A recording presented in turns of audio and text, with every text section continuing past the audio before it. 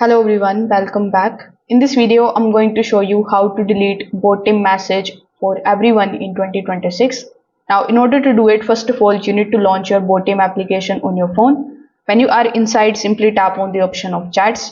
Now, over here, you are going to see all of your chats. So you just have to simply open the chat containing the message that you want to remove.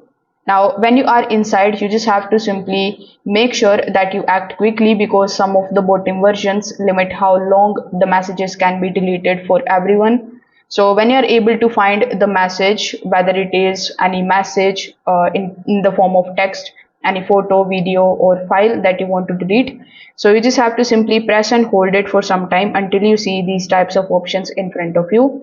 Now over here you just have to tap on the option of delete, and as you tap on the option of delete, simply tap on the option of this delete icon here in the bottom right hand corner of the screen. Now over here the first option would be of delete for everyone, and this is exactly what we want. Simply tap on the option of delete for everyone, and as you can see it is saying that you have deleted this message and the other person also is not going to get it. So that's how you can do it. Thank you.